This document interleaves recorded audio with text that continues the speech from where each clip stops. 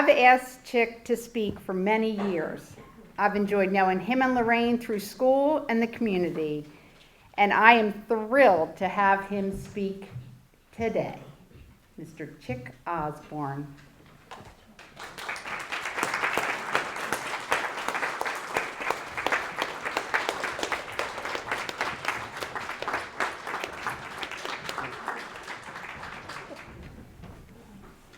A few months ago, I ran into Margaret and I said, Margaret, who's going to be your guest speaker this year at the Veterans thing? And she goes, well, I haven't found anybody yet. And I said, well, I'll give you a hand. I'll nose around and see if I can find somebody for you.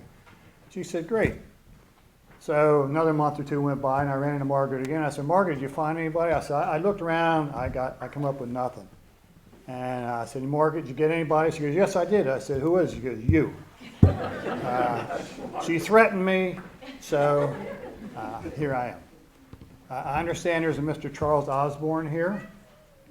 We share the same name. Charles Osborn, honored to meet you. I know you put an E on the end of your name. We couldn't afford the E, but I'm glad you could. Mr. Osborn, I believe, is a POW, ex-POW.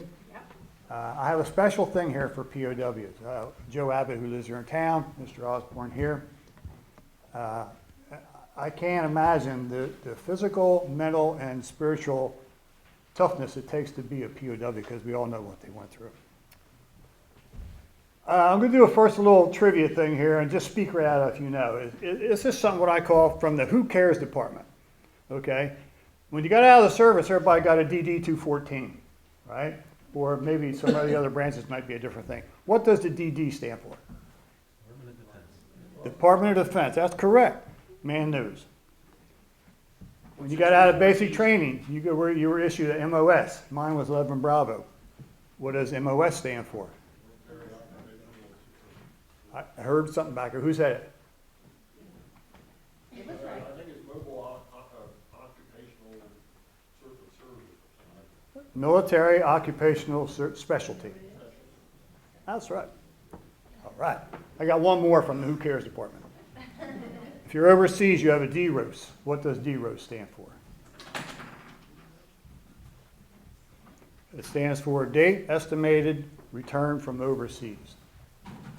So that's the last of my Who Cares department. Since we last met, can I put this up a little bit about cracking? Here we go. Since we last met, one of my brothers from Vietnam passed away. Whew, wait a minute. Named Ronnie Roberts.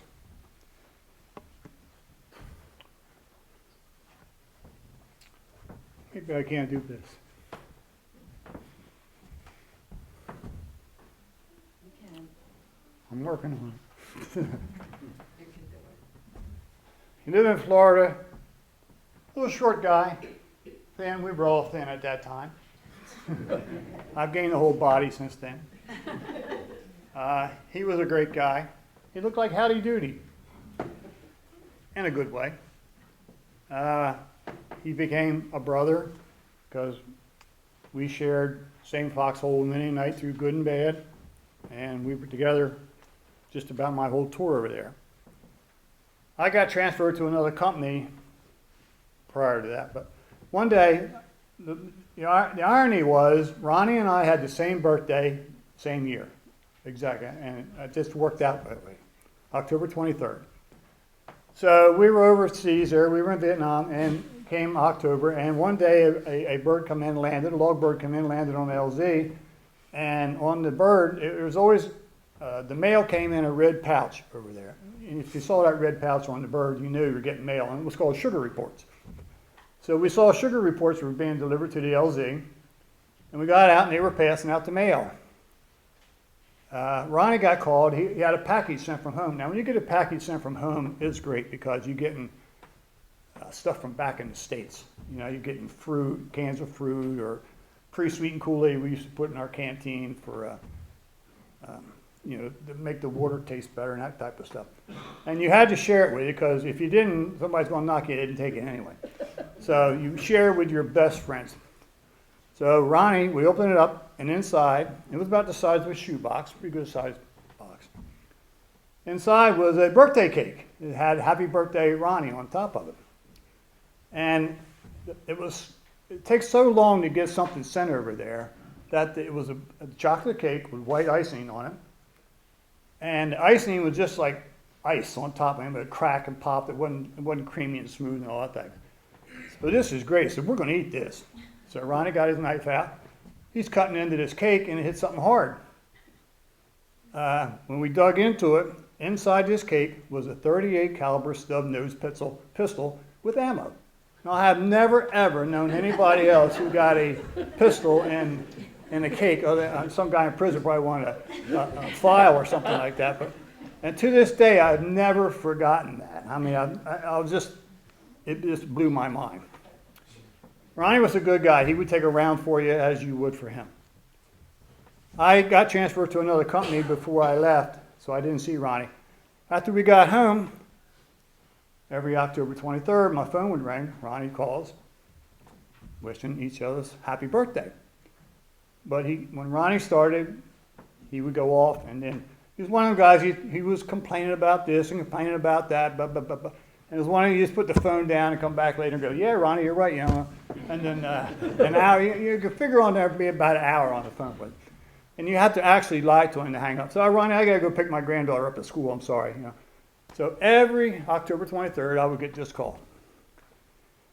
In January of this past year, or this year, I mean, I got a call from Ronnie, and he had some medical issues, and he was in a hospital in Florida. And he needed me to do him a favor. I said, you name it, brother, I'm doing it.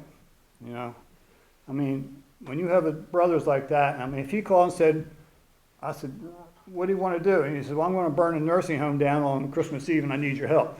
I'm there. I mean, I'm there. He's my brother. But he called me and he said, I need something done. I said, name it, buddy. So he told me what he wanted. So I said, all right, give me a couple days.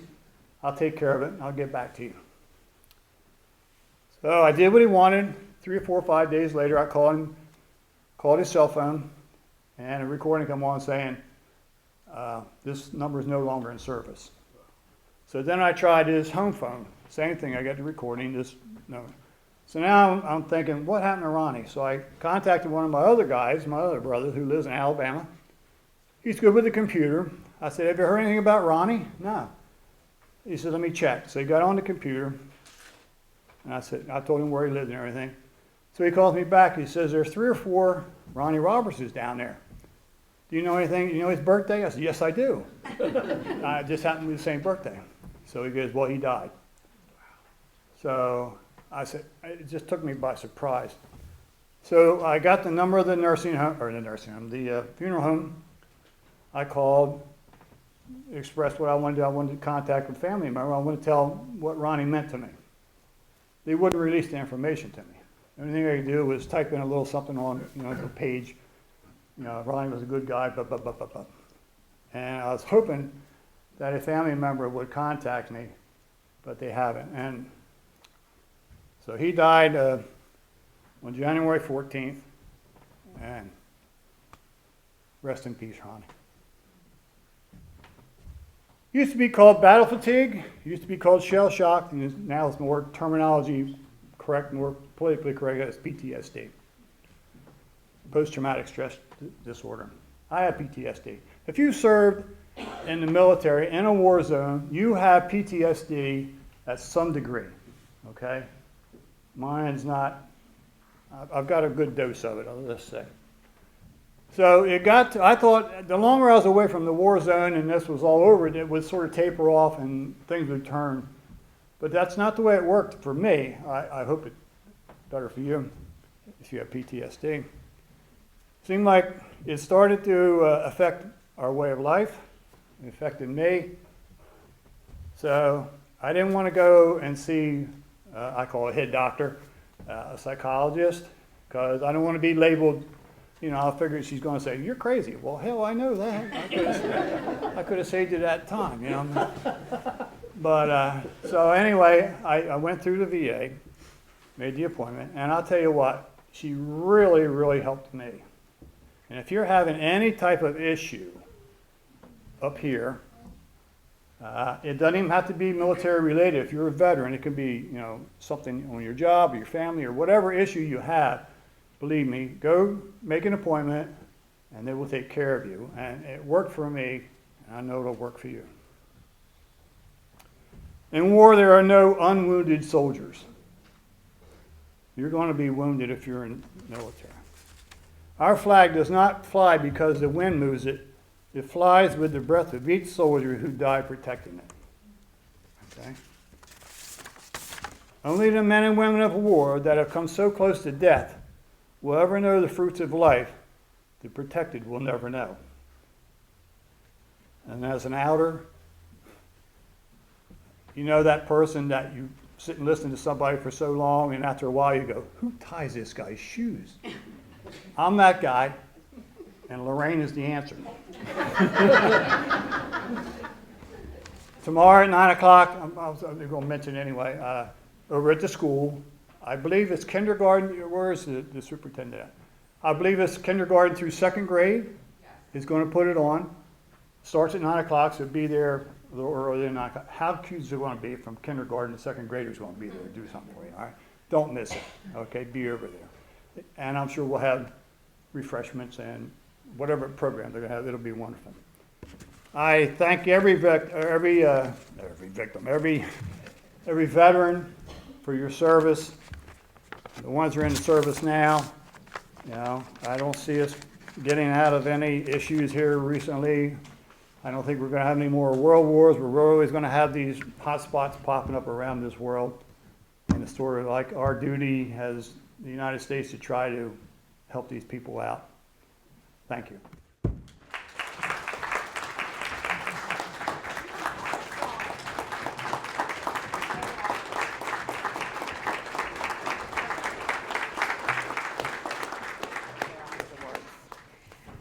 Thank you, Chick Osborn. I'm done now, right? Yes. Yes, but just keep looking for next year's speaker for me. And today, our invited guest is Charles Osborn. And I don't know if Charles has any words that he wants to say. Do we have that mic? First of all, I would like to tell everybody that I'm no hero. People call me a hero. I'm not a hero. I just did what we had to do, and the Lord has blessed me all through it.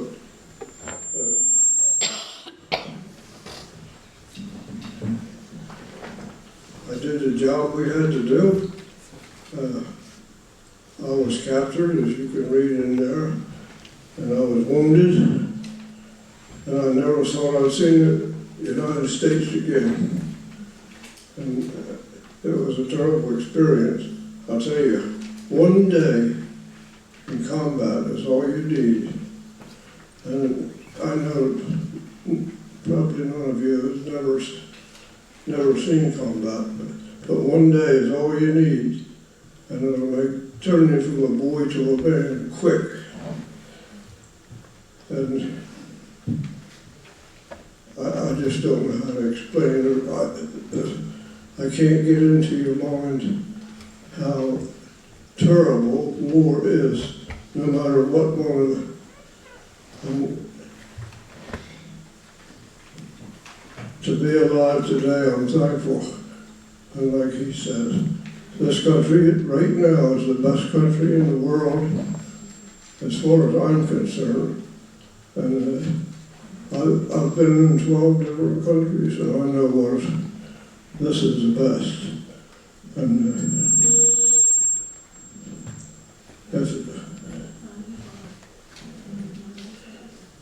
I'm 95 by the grace of God. He spared me.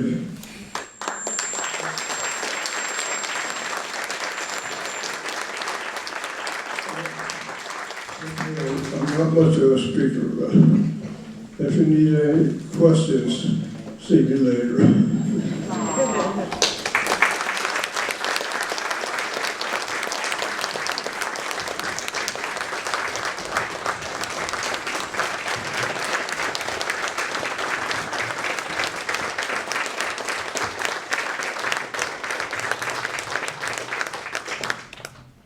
Thank you, Mr. Osborn.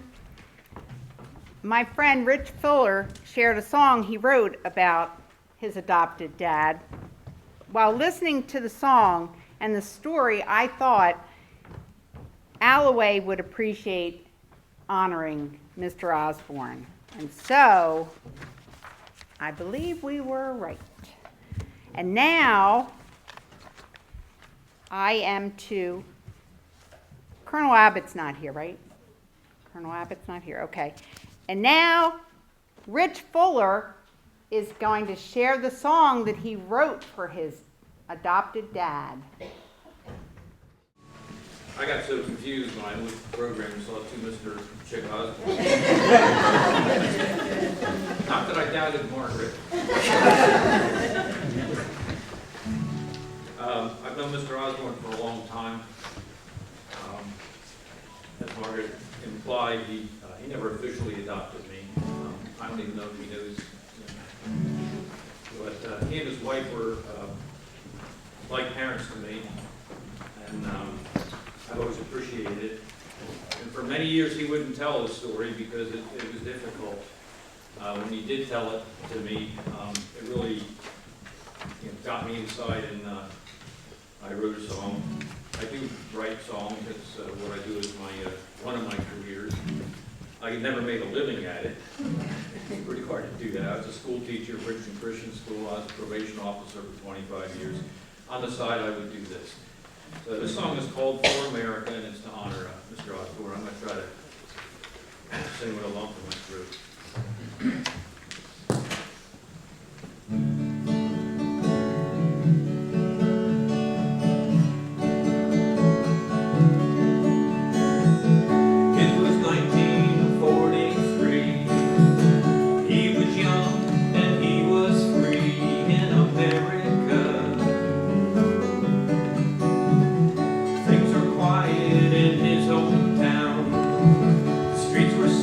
When the sun went down,